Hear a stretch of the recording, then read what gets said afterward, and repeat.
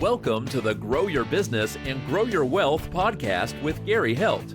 Gary is an expert in helping business owners put together a plan that will provide a better future for their businesses, themselves, and their families. On the podcast, Gary interviews other professionals who share his vision, and together they share secrets and strategies any business owner can use to build a better financial foundation for your business and your life. Hey, welcome back to our podcast. This week, my guest is Amira Irfan, and she is the founder of A Self Guru. Welcome, Amira. Thank you so much for having me. So, Amira, tell us kind of, give me your journey.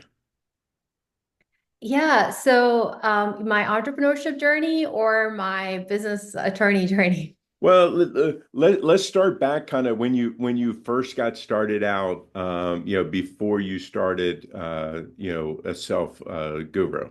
Sounds good.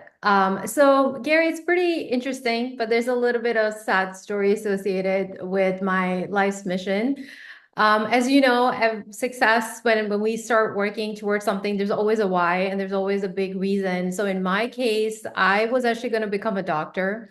And I, unfortunately, during college, came back home one day from, school, and then I see my dad being devastated. He was served with a $90,000 lawsuit by a person that he had hired. And so that really changed the trajectory of my life. And as you can imagine, and that lawsuits are long lasting, they're very expensive. They really turn your life upside down. And that's kind of what happened. That whole lawsuit lasted an entire year. And throughout that process, I was like the middle person working between my dad and his lawyers. So I was helping him navigate through the legalities. And that's how I found my true purpose. And I decided to go into business law because it just made me realize that my dad had made a legal mistake that, honestly speaking, so many entrepreneurs make, right? I could make it, you could make it. If it's not because we want to make mistakes, it's just like one of those things that happen. And sometimes you just don't have the legal knowledge. So I wanted to be the bridge between that. I wanted to bring that awareness to business owners and not have anyone else suffer the fate that we did as a family, because my dad had to start all over again. He lost everything. So that's the reason why I became a business lawyer. And then after working for over a decade in the traditional sense for a law firm, I felt like I was destined for more and I wanted to make a bigger impact with my expertise and knowledge. So I started A Self Guru because I figured that I'm working one-on-one with clients, which is great. But now I want to take it to the next level where I'm able to have more people that I can help, whether it's through digital products or services.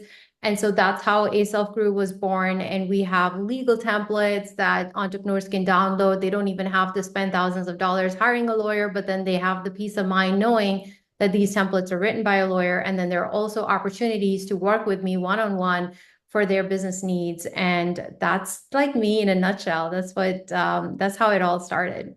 That's pretty awesome. Along that journey, you've done a lot more than just that. You do your blogging, you coach, you've written a book, The 23 Legal Mistakes to Avoid as an Entrepreneur. Can you talk about a little bit about that book? Yeah, absolutely. So that book, actually, honestly, the idea came because when I first got into the online space, I saw that there was this big gap. People were starting businesses, and myself included. I knew a lot of stuff because of my legal background, but I would be in these Facebook groups and I would be in this, I would have people working with me. I was doing a little bit of coaching. And I realized that there was a lot of simple questions that people didn't have answers to, like simple things like, how do I start my website? What are the legal documents that I need to have on my website to ensure compliance? What about affiliate marketing? What are the rules associated with affiliate marketing? You'd be surprised how many times, even in my own Facebook group, like I get questions like, Amira, I'm an affiliate for this product. Can you tell me what kind of language I need to post on my website or on my social media before I start sharing? So that's how the idea just kind of came to me, because I saw like firsthand working with entrepreneurs and business owners in the traditional law firm capacity, but also in the online world. When I started my own business, I saw people making all kinds of mistakes. So that's why I decided to kind of like create an ebook that people could just instantly download. They don't even have to wait for it. And that would highlight like the big, 23 mistakes that entrepreneurs make that I have personally seen make and lose money over and sleep over. And so I kind of put together those things in the most simple, easy to read language. So it's not going to be like legal jargon, because I was a teacher also before I was a lawyer. So I'm kind of known to break things down into the most easy to digest ways so that it's not complicated or overwhelming for you. Right. Now, you said that with a self guru, you have many templates that are out there, for people to use, but then they can also talk with you and get some one-on-one time with you. Can you talk about that? Yeah, so initially when A Self Grew was started, it was very hands-off and passive, right? I created done for you legal templates like privacy policies, disclaimers, terms and conditions for your course, sponsorship contracts, things like that. Contracts and templates that I know entrepreneurs need on a daily basis, depending on what they're doing, like even a coaching agreement.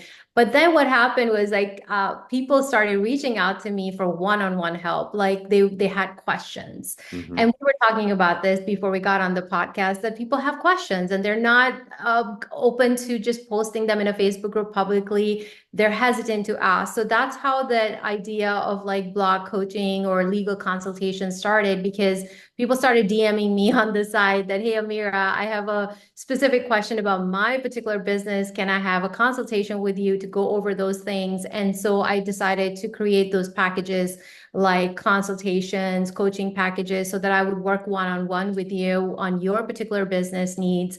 Or sometimes people had like a contract that they would come to me before they sign a sponsorship deal, which is like thousands of dollars. They want to make sure that they're protected or Right. their interests are protected. So they would be like, can we have a review done or an LLC formation, like things like that. And a lot of times, in the entrepreneurship and the business world, and you also can relate to this, we want to learn, right? So Right. sometimes we want to hand off to a lawyer, but sometimes we actually want to understand.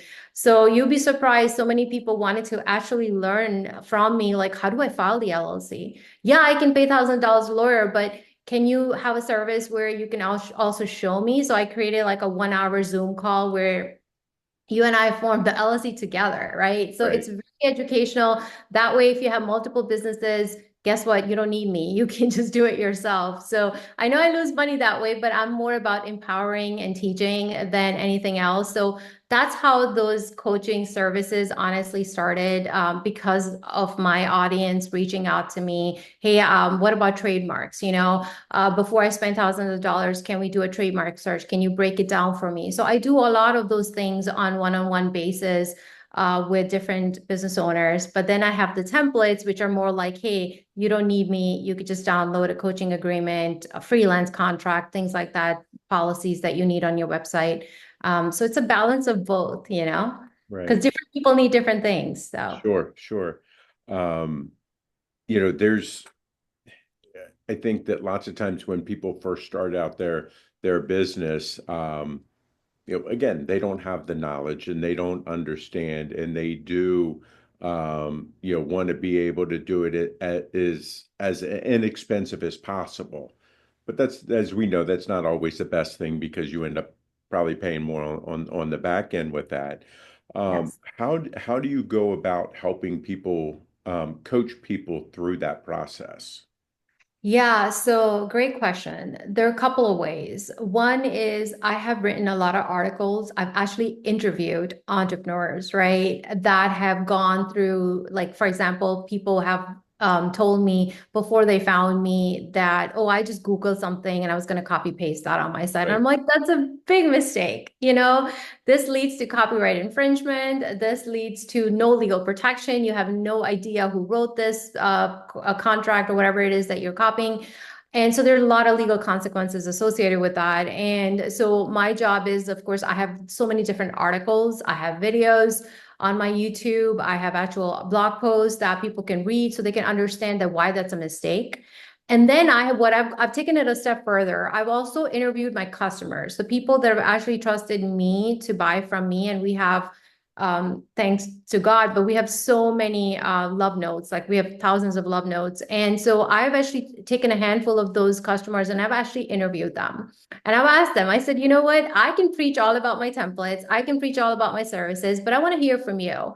Why did you not go through that route of grabbing a free template? And every single one of them tells me it didn't give them peace of mind. It gave them this nervous feeling. They knew they weren't protected. They knew that whatever they got from for free or cheap was not comprehensive. It didn't have all the important provisions to protect you in the long term, right? So I think that people learn from examples, right? So by sharing those stories and sharing those examples of someone just like you and me with my who else is also in that spot, that makes them relate to it. They're like, okay, I get it now, you know? So I think it's just different ways of reaching your audience and conveying that message in the most impactful way, whether it's through a video interview, whether it's a blog article, or whether it's an ebook, or all these different ways that I've done a lot of trainings as well. And of course, these podcasts is another way. Yep. So this is all just different ways for you to understand the problems associated with going cheap on when it comes to the legal stuff. Right. What kind of coaching do you do with your clients? Kind of, okay, hey, they've already formed, they're starting, say they're 5 to 10 years down the road. What kind of coaching do you do with them then? Yeah, so I get clients in different from different phases of in entrepreneurship. So sometimes they are the starting ones, and sometimes are the ones the seasoned ones. So seasoned ones, there's usually a coaching around like protecting their assets. Like you'll be surprised sometimes they're running a business and they're still a sole proprietor, and you and I both know Right. that's just not a good idea, right? Especially when you've got all success and now you got to separate. So they'll come to me very late in the game for an LLC and they'll still have the basic questions like, should I form? Why should I form? And I'm like, you've been making X amount of money. You definitely should have formed by now, And so a lot of questions about that. Then I also get a lot of questions about copyright law. I get a lot of questions about like, okay, can I use this image? Can I do this? Can I do that? Or sometimes about like, oh, I'm about to go into creating this product, right? What are the legal things that I need to keep in mind in terms of marketing or in terms of sharing it on social media to what about like the disclaimers or important legal notices that I need to put into that product because I don't want to be assuming liability. So I get a lot of different customers or entrepreneurs from different walks of life, from doctors to freelancers to bloggers to coaches coming to me with online businesses, but different kinds of businesses. And so every business is very unique. And so it's very tailored kind of coaching depending on what their questions are, what kind of help they need. Sometimes it's like a custom contract. They'll share something with me. I'll give you an example. I had someone who's creating a course, but he's doing it like a joint thing with somebody else. And so he had pieced together a contract, which I know he just Googled and pieced together, but it was just filled with so many like loopholes. And he said, hey, Amira, I was worried, but I'm going to set up this call with you. But could you please review and let me know what are the things I need to watch out for before I go ahead and have this joint venture thing? So of course, those are the kind of conversations that we have. And then also the agreement needed to be rewritten. I wrote a custom agreement for him that included everything that he wanted, as well as intellectual property rights, the ownership, things like that. So again, it's just all different kinds of scenarios that people come to me with questions and help. And it's good that he came to you before he actually got into that because it's so difficult to kind of unwind it, and it's a lot easier to if you're going into a joint venture or a partnership with somebody to get them to agree before you start. Yes. Everybody, because I can, and I'm sure you've heard it a million times because I know I have, is when they start their business with someone, everything it's that honeymoon period. But then when things start to get tough, then then there are issues, and not having those documents to fall back on what the governance is always creates issues for sure. And I'm going to give you my dad's example. Like, my dad hired a freelancer, never put anything in writing. Back then, that freelancer was my dad's friend. So you can imagine there was that trust Sure. factor, but then it backfired. And this person turned around and sued him for $90,000. And we lost a lot of money, a lot of sleep, a lot of peace of mind. So I have learned one lesson that when money is exchanged, you lose friends. Okay. Sure. So you just Sure. can never it's contracts are like really that your best friend to protect that relationship and also to make sure you both are on the same page. So yeah, you're absolutely right, Gary. Like you have to have those things in place beforehand because anything can go wrong afterward and then you have no legal recourse. Right. Now, how do you see AI changing your business? Because that's obviously everybody seems to be worried about that right now. Yeah, AI is such a hot topic right now. So in my particular business in the online space, and I'm sure other people listening can also relate to this, AI has made things a lot faster and easier, but it has issues, legal issues. Mhm. So for example, in my case, I can now generate content a lot faster, whether it's an article, whether it's social media posts, things like that. We can give commands. But one thing you have to keep in mind with AI is that, the content that AI produces is filled with errors and you have to have a human touch. It's not copyrightable. Like you can't copyright whatever comes and you can't copy paste things too. And also the stuff that you share with the AI tool in the AI platforms, it's also subject to public. So don't share confidential stuff in there. Right. That could also result in issues. And I take it a step further. You should also have an AI disclaimer on your website so that people that are interacting with you, whether you're readers or customers, they know that you do use AI tools in some capacity and you're putting them on notice, but also limiting your legal liability because, as you know, ChatGPT has been sued a few times and they've tried to shift liability onto the user versus themselves. Um, so those are the things. I honestly, in a nutshell, for me, AI is like a tool. It's Yeah. not everything. So in other words, yes, you use it maybe to create an outline, but that's it. Not like where I've generated everything and I've just literally copy pasted it. That's where the issues happen. Use it like a tool, just like anything else. We have email marketing tools, we have all kinds of business tools that we use. So use it in that capacity, but always do a human fact check, review. Also, AI can never be your speaking exactly your language. So Right. always make sure at the end of the day to put your tone, right? To put your personal touch on whatever you're publishing, because at the end of the day, it's your business, your reputation on the line. Yeah, So, I think a lot of people get lazy, yes. with it. And I think that AI is great. Um, you put a bunch of thoughts down and it helps you organize them, to be able to do something, or you're looking to word something a little bit differently and things like that. I know on the accounting and tax side, 100% is not good because the information is so far is so old that it's using, and then I know in the legal field, I've read some articles about people using it and for briefs and stuff like that, and they were totally wrong.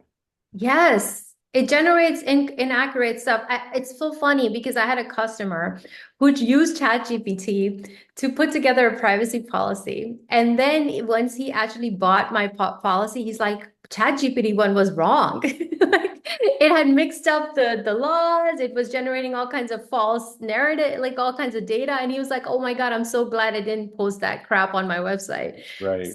You're so right. It is known to, and people think they can do that. Oh, let me just put this and it's going to generate a contract. Well, guess what? It's going to have mistakes. So, Yeah. I think the other thing, anytime somebody uses something off the internet that they haven't paid for, a lot of times the problem is besides that it's not specific for you, but if it's written, say you wrote something and it's out there for people to use for free, you're in Florida, so it's following Florida law. Well, there may be other mandates in Maryland that disallow some of that stuff. So if you're not customizing it, then you can run into some trouble. Exactly. Absolutely. And that's the problem. And again, as I and you know this, banks have, banned ChatGPT all because there's so much personal data that it is known to just take over. I mean, authors have sued ChatGPT Yeah. because their information was stolen. So yeah, I feel like there's a lot of risk still associated with it. Just use it like in that capacity of just as a tool, but do not rely on it on a daily basis in the sense like, oh, like you said, don't be lazy that Right. AI is just going to write your ebook or AI is just going to create your whole digital product, for example. So, some people, believe it or not, I had somebody contact me and she had a genuine question that, oh, I'm using AI to create an ebook. Is that good? I'm like, no. No, So, no, definitely not. yeah. So, I've talked with a number of attorneys and specifically about AI, and everybody's kind of waiting to see what happens because there hasn't been any true case law on it yet. yes. Um, but a lot of them are saying that part of the problem is that people are taking that confidential information like you're talking about, and they're putting it into the Chat GPT or some other type of AI, and that just now makes it public. And people didn't understand that, so there was a lot of information that got out there that people didn't really want. So that's, Yeah. to me, that's another issue with using AI. That's Uh, a big risk. you got to be, super careful with it for sure. Even in a website online space, I know someone that used like a logo as an inspiration and told AI image to create one. And guess what? That logo is no longer like just that, it became public. So now anybody could just steal that information and people pay money to get their logos trademarked and all that stuff. And now it's like just openly available to anyone. So it's just a lot of risk associated with things that you don't realize. Right, right. Yeah. Um, so what's going to be your next book? What's your next venture? You got to have something in the works.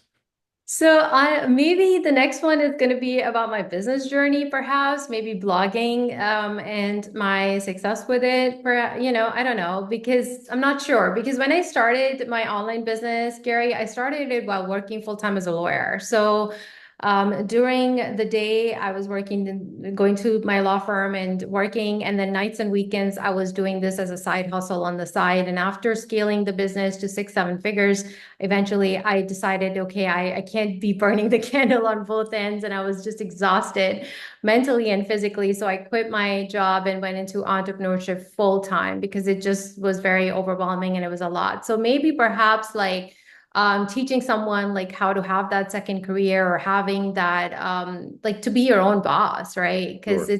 everybody is looking for that freedom, right? Entrepreneurship is not everyone's cup of tea. It does have its highs and lows, but Yeah. I think the reward is big, especially if you're somebody that likes to have control over your time and do things your way. And I definitely do work really well on my own. So I feel like that might be something that people can relate to, like especially the ones that are looking to get out of the traditional 9 to 5 thing. Yeah, I think that there's a lot of people that out there that say that they're business coaches and that they have these different franchises that they're working for, and they've never truly been the entrepreneur themselves. I mean, Yeah, yes, they have their own business and they file their own tax returns and stuff like that, but they haven't really started it from scratch and yeah, everything else. And I'm not disparaging what they've done because it's successful in its own route, but I think that having somebody like you that has gone through it already, that can, you know, you can talk it, but you can also walk it because you've done it. yeah, And I think having somebody like you be a coach for them to help them, because I think so many times people, they work that 9 to 5 job like you're talking about. They're afraid to go out on their own because they don't have the confidence. yes, And they end up maybe, dragging somebody else with them to be able to say, to justify it or whatever.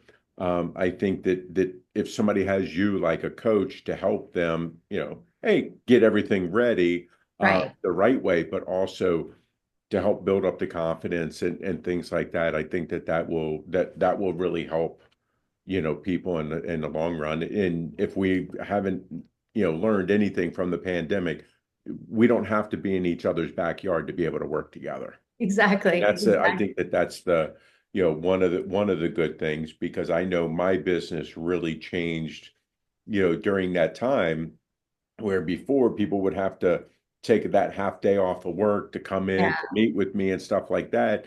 And then during the pandemic, they learned, and we had it before, but they just didn't take us up on it. It was like, hey, there's this thing called Zoom, that you can, during your lunch break, you can get on with us, have our Right. meeting be done, and then after your lunch, you're back at work, and you didn't have to burn a half a day of your leave to come meet with us.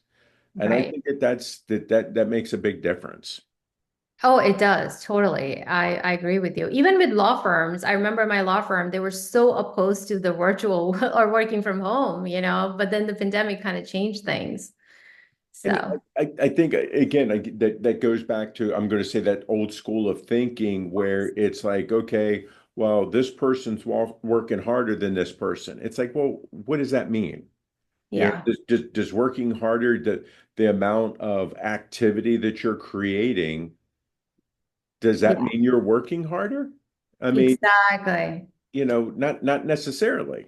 Yeah. Um, I think Working it's smarter is the key, not correct. harder. Yeah. I mean, if I'm using the tools and I'm using them the right way to help me, you know, and again, I don't begrudge anybody. If they can work 2 days a week and produce the same thing and make the same amount of money, man, more power to them. Teach me how to do that, Yeah, type thing. And I think that makes a big difference too. So, absolutely. It yeah. does. Um, what it, if you were able to go back and talk to 18-year-old, what would you tell yourself? It's so interesting that you asked me this. Not too long ago, I actually posted on Instagram that what would I tell my younger self? I would tell my younger self to take action despite having fear. One of my biggest, I would say, weakness used to be that I would have decision fatigue. And I know a lot of people can relate to that. And maybe it was me because I was a lawyer, so I was learned to analyze a little too much. And it's great to be a perfectionist for your clients and do an excellent job in court. But I think when it came to my own personal decisions and action, that was lacking a little bit. So I would tell my younger self to just go all in, believe in yourself, take the leap of faith, no matter how big or small your dreams are, and you'll be surprised that what you can create out of nothing. When I took a leap of faith to start this business, I remember my husband telling me at the time, Amira, even if you make $500 in 6 months, that's okay. It would be a win. Think of it like a hobby. But I Right. excelled at. Started making thousand from my first month. So if I can do it, I think anybody can do it. So. Right. So, what have I not asked you that you wish I had? The only other thing I would mention is that, and this is just the lawyer in me, but also the business owner in me talking, is that legal is the glue that holds your business together. I've learned that after watching my dad's business get sued, and I've learned that in my 14 plus years of working as a lawyer with different entrepreneurs. So while you're building this business and it's great, it's your blood, sweat, and tears, I think you owe it to yourself to not overlook the legal protection part of it. And so I would encourage you to do one or the two things. Either go on my website, aselfgrew.com, and grab my free legal guide for business. It's absolutely free. It's at least going to walk you through some of the most common mistakes that I've seen entrepreneurs make over and over again. And in these years of business, trust me, I get the same questions 1,000 times. So at least it's going to put you way ahead of a lot of other people. So get that. And if you can take it a step further, then I encourage you to grab my book, which is 23 Legal Mistakes to Avoid in Business, which is going to give you a little more in-depth knowledge. So that way you can continue building the business of your dreams without losing your sleep over the legal battles and nightmares. Yeah, that doing that definitely helps you sleep a little bit better at night for sure. So, Amir, if people like what they hear here, A, where can they find their book, your book? Where can they find you? I know you just gave us your website, but give it to us again. Yeah, absolutely. So everything, the book, the free legal guide, even the templates that I mentioned, everything is on my website. Just made it very simple for you. It's aselfguru.com. You can go to the Work With Me page or the legal store page to get the products, work with me, to work with me one-on-one. And then on social media, YouTube, Instagram, Pinterest, Facebook, everywhere, it's A Self Guru. So I've kept it simple. It's easy to Great, remember. great. Yeah, I really appreciate your time today, and I've really enjoyed our talk. Me too. Thank you for having me again. Great. So this week, my guest was Amira Irfan, and she is the founder of A Self Guru. And I'll talk to you guys next week. 49 faces looked to him in triumph. Over the last 12 months, they had each taken turns and promoted his business for a week at a time, driving over $987,342 in revenue. What if you had a network of 50 centers of influence who promoted your business every week for a year?